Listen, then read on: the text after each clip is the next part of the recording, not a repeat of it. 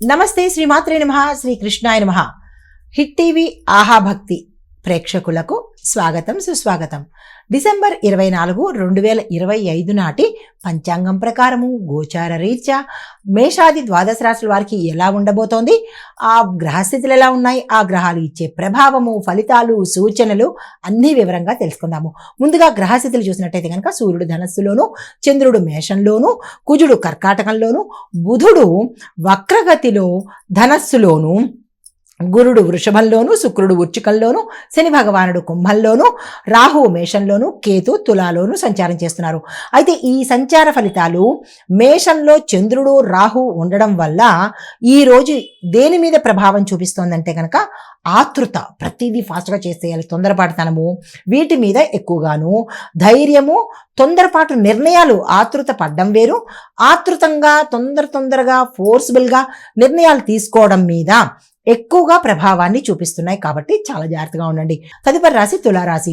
ఈ రాశి వారికి శుక్ర బలం వల్ల ఇటు దాంపత్యంలోనూ, మీరు పనిచేస్తున్న రంగంలోనూ గౌరవ మర్యాదలతో పాటు మీ మాటకి మంచి ఆదరణ లభించే అవకాశం కనబడుతోంది. వ్యాపారంలో ఒప్పందాలు ఏమైనా చేసుకుంటే కనుక సక్సెస్ఫుల్గా ఉండబోతోంది. కళారంగంలో ఉన్న వారికి ఈరోజు అత్యంత అద్భుతమైన రోజుగా చెప్పొచ్చు. అయితే మీకు చెప్పదగిన పరిహారము మహాలక్ష్మి కవచాన్ని సాధ్యమైనన్ని సార్లు చదువుకునే ప్రయత్నం చేసుకోండి. తదుపరి రాశి వృశ్చిక రాశి. ఈ రాశి వారికి ఆర్థికంగా లాభాలు కనబడుతున్నాయి. రుణాలు తీర్చేందుకు అవకాశం కనబడుతోంది. కుటుంబంలో శుభవార్త వింటారు. అయితే మనోధైర్యం కూడా మీకు పెరుగుతుంది. అదే మనోధైర్యంతో, అదే ఆత్మవిశ్వాసంతో ముందుకెళ్లే ప్రయత్నం చేసుకోండి. అయితే శత్రువులు మీ ఎదుటకి రాలేక పరాజయం పొంది పక్కదోవ పడతారు. అయితే పరిహారంగా మీరు ఓం నమః శివాయ అనే మంత్రాన్ని సాధ్యమైనన్ని సార్లు చదువుకునే ప్రయత్నం చేసుకోండి. తదుపరి రాశి ధనస్సు రాశి. ఈ రాశి వారికి సూర్య బలం వల్ల నాయకత్వ గుణాలు పెరిగేందుకు, ఉద్యోగంలో పదోన్నతి సూచనలు, అయితే దైవ సేవలో మనసు లగ్నమయ్యేటట్టుగా ఈ రోజు గోచరిస్తోంది.